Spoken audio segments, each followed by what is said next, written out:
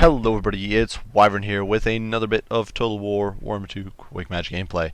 This time around we are on the Plane of Spiders, playing as Brettonia against Norscans, and this is definitely one of those tougher, or oddly tougher matchups for Brettonia. And really, the entire gist of the matter comes down to the fact that Norsca has familiar warriors with great weapons, who basically are the ideal counter to Brettonian knights. They've got a bonus wrist large, great against cavalry. They've got armor piercing, great against armor. They've got the magical attack attribute, which means that they bypass the physical resistance, so much Brettonian cav. And they do have armor sundering, which means that they make Brettonian cav, which would say steamroller werekin, which would steamroller Marauder Hunters or Marauder Berserkers or units like that, makes them significantly more susceptible to non-AP weaponry. Even the Marauder Spears can do a lot of hurt to Brettonian Knights if they are getting that benefit of that armor sundering. So, unfortunately, that definitely makes this matchup a little tougher for Brettonia, and so I decided to adjust my comp accordingly. No usual Enchantress build here. I did decide to bring with King Louis over here on Beacus. Of course, this makes it for a very expensive Lord choice, and it means that I do have to bring a support caster. I did bring a Damsel of Life here with Regrowth, Earthblood, Scroll of Shielding, and Power Stone. King Louis fully kitted out with everything, including Sword of Corone, the Lion's Shield, which is great. It gives you extra missile resistance and magic resistance, which is really useful against the Norscans, who of course have both Javelins and the Fimir, who do magic damage. Stand your ground, Foe Seeker, and then the usual sort of assortment he's got, of course, is Regen, as well as the Beloved Son of Brettonia, which grants Frenzy to all units on the map if he is below 50% HP. The rest of the army, definitely a little more infantry heavy than usual. Front line of Spearmen at Arms with shields just to zone off enemy shooting and soak up charges. Some extra Spearmen at Arms on the flanks to provide additional anti-large support. 2 Foot Squires to give me a little bit of an anchor. These guys will trade pretty cost effectively against, say, Marauder Champions with great weapons. They'll even do okay against Berserkers. They're not going to win against any of those units, as far as I'm aware, but they'll do okay. And that's really what matters. They can just hit above their weight class and buy you the time you need. They are backed by the Beast Slayers of Bastogne here, who are, of course, the anti-large regiment of renown. They of course, are very solid with their decent armor, fairly high weapon strength, armor piercing, bonus versus large, all that sort of stuff. They can definitely do a lot of hurt to units like, say, Fimir warriors with great weapons, or Frostworms and units like that. For a firing line here, 2 peasant bows as well as the peasant bowmen with fire arrows. And you might be wondering why I don't bother with pox arrows almost ever in any of my replays. It's actually because I feel that their synergy is rather bad with Grail Knights and Questing Knights. Fire arrows do more damage, and so I can often sort of delete units like Marauder Hunters and all that sort of stuff. But the main problem with pox arrows is that while they do debuff enemy troops, they also slow your own guys. And when you're relying on your knights to be maneuvering, be free to move around, you can't really afford to have them being slowed down. Granted, you do slow your opponents down as well, but having your knights slowed down means that they have a much harder time sort of force pathing through infantry, maneuvering where they need to, and in my opinion, it can be an absolute killer for your cavalry. And this is really why you will almost never see me bring pox arrows. The only time I bring pox arrows to a fight is if I feel that I might have to bring down a target that's really troublesome, and I won't really care that I'm debuffing my knights too much. Occasionally against Chaos, for example, against Kolek, I do find them to be a decent choice against Kolek and Dragon Ogre Shagus, but by and large I would definitely usually just not bother with them because I don't want to be slowing down my Grail Knights, my Questing Knights, etc. And if we look for the rest of the army, 2 Grail Knights as well as the Companions of Canals, at 4,500 gold, this is actually a pretty cheap cavalry contingent compared to most of my games, where I usually invest in 4 or 5 units of cavalry. But regardless, these guys are very solid. Of course, Grail Knights can run amok through the vast majority of Norscan troops, just not through Fimir. And Companions of Canals, I figured that AP damage, while they aren't anti-large, the AP could definitely compensate and make them a little more competitive against Fimir warriors with great weapons. In the meantime, you can see I do push Lewin here, trying to attack the Frostworm. I do make it waste its breath attack. It does slow Lewin a whole bunch. You can see he's down to 29 speed here because the Frost Aura from the Frostworm as well as the Frostbite from the breath is slowing him down a whole bunch. And you can see here we do manage to simply disengage and fly off. And my opponent doesn't push the point. He's going to pull back his Marauder Hunters here. Now once again, a little uncharacteristically here for me as Brettonia, I am pushing forward a little slowly but surely, trying to get my archers into range of this pocket of Marauder Hunters with Javelins. I want as much of my opponent's army that's a threat to my knights offline as I can. I still think the battle here is going to largely be decided by the cavalry and my lord rather than the infantry. The infantry, of course, is mostly here just to hold and buy me time. Now for my opponent's build, if we go through it real quick, we can see that there's a front line of Marauders. These guys, of course, trade very well with cheaper Brettonian infantry. Marauder Hunters with Javelins, good anti-large choice. Fimir Warriors, once again, great anti-large choice. Even more anti-large with Spears. Berserkers and Brutes of the Hound, who trade very nicely with Foot Squires and trash all the lower tier Brettonian infantry.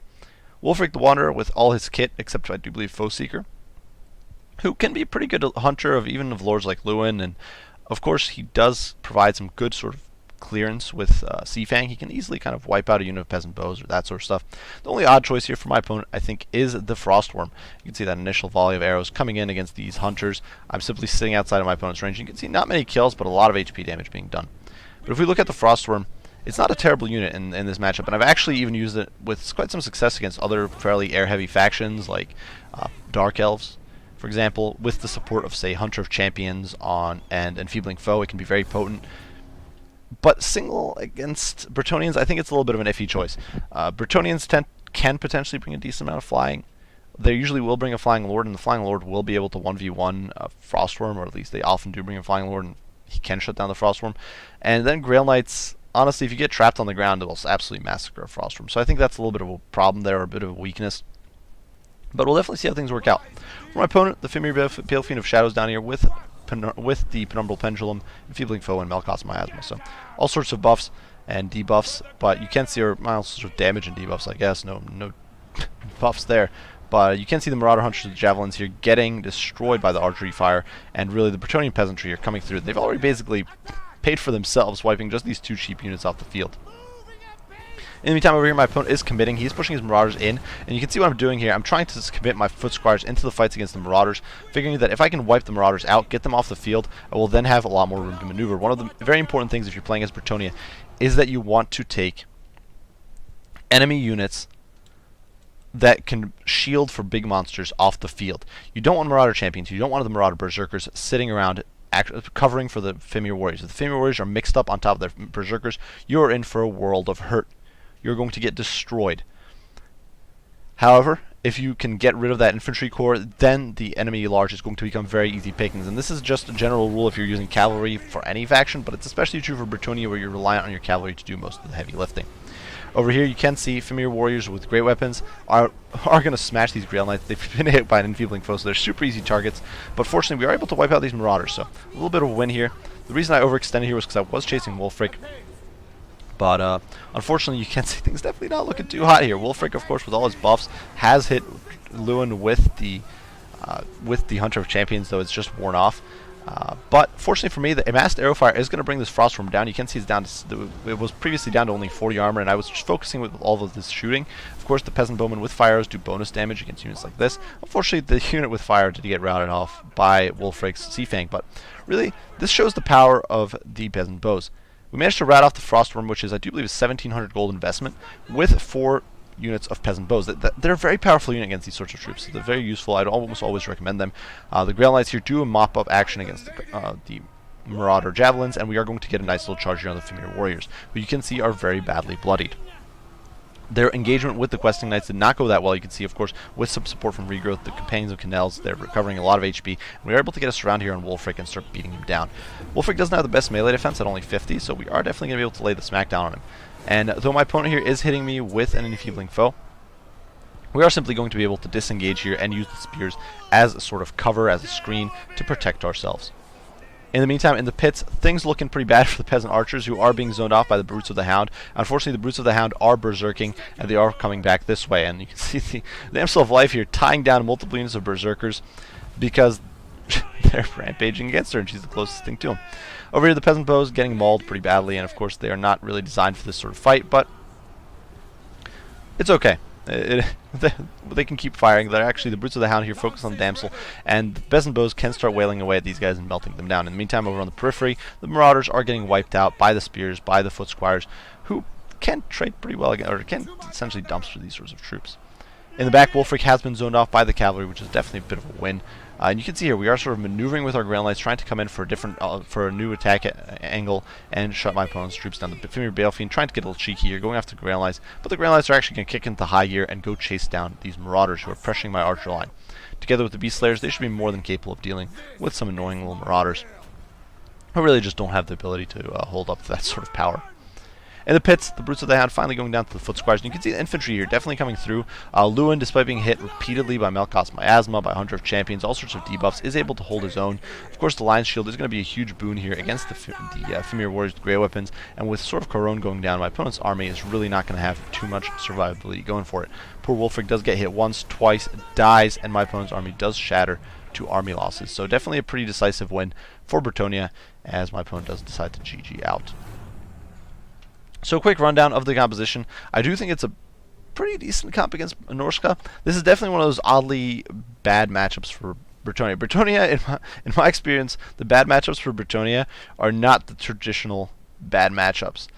Usually when a faction has issues, it's against some sort of rush faction like Beastmen. It'll be against, or a Cygor spamming faction like Beastmen. It'll be a problem against one of the Elfish factions, especially Dark Elves, but often Wood Elves and factions like that. Sometimes against factions with sometimes sort of factions with large monsters, and honestly, even against those, Brettonia doesn't always have that much trouble. Say Lizardmen can be countered pretty heavily with, say, a Green Knight, and they're often a troublesome matchup. But Brettonia does have some odd, weak matchups, and I think Norsca, Empire, Dwarves, and Chaos are probably those matchups. Chaos, of course, is very strong, but honestly, those three of those factions are not particularly amazing in the meta right now, but definitely some of their units are just so well built to counter Brettonia that it can make a bit of an issue. I do think this comp is decent. Definitely one of the things you want to keep in mind, both if you're playing against Brettonia and if you are playing as Brettonia, is the fact that your infantry needs to survive. You need to make use of your infantry, or as Brettonia, sorry, to be more accurate, if you're playing against Brettonia, your infantry needs to survive. If you're playing as Brettonia, you need to wipe out the enemy infantry. That's screening for monsters, that's screening for big single target entities. This can be difficult against some factions. Factions like Chaos, of course, with Chosen with Halberds, it can be incredibly difficult to kill them with Brettonia. And in fact, Chosen with Halberds are one of the best units against Brettonia. However, you kind of have to deal with it as Brettonia. You need to be able to get rid of them, and if you can generally win. Essentially it's a win condition. Against factions like Norsca, this is the case. It's basically true in almost every case, except maybe Empire, because Empire will usually fight you, or can fight you in the cavalry field, and so they'll usually just take you head on, and the fight there goes down in a different spot. But versus most other factions that are sort of monster dependent, definitely that's what the fight comes down to for Brettonia. It's essentially the win condition. It's much like the old Chaos versus Vampire Counts matchup, where you either kill the Mortis engine or you lose. It's almost a binary equation. That might be a little unfortunate, but I do feel that is currently the case in the Brettonia versus a lot of faction matchup. Kill the infantry or lose. Regardless, good game to my opponent here. Definitely, I think, a little bit of an odd choice with the Frostworm. It's one of those units I would not really recommend in this matchup. It can be decent. I do think if you bring two of them, you can get some good value out of those breath attacks. You can use it to sort of snipe out entire units potentially if you give them proper support with enfeebling foes, stuff like that. They can potentially snipe flying lords, especially if the lords don't get proper support from, say, shooting. But just bringing one, I think, is a bit of a mistake. Even had my opponent not committed it to that central engagement, he can't really duel Lewin. And one-on-one, the Frostworm can't win against much. Now, incidentally, with the support of, say, Wulfric and his debuffs, with the support of enfeebling foe, the Frostworm can actually annihilate. If you bring two of them, you can actually beat down even enemies like Malekith. You can, of course, nuke down Lewin. You can nuke down a lot of Flying Lords, and it's surprisingly potent, but definitely something to keep in mind. Regardless, good game to my opponent, Sheev here. I do hope you guys enjoyed the video. If you did, be sure to leave a like and subscribe down below if you have not already. If you have any comments, any criticism, any questions, as usual, guys, be sure to ask. I'd love to hear your guys' opinions, and I will try to respond as soon as I can. So, as usual, I do appreciate you all for watching, and I will see you all in the next one. Wyvern out.